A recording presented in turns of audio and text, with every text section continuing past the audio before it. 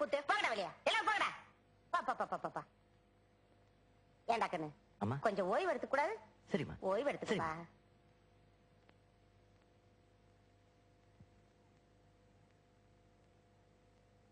சிசியா ஒரு பீடி கொடு.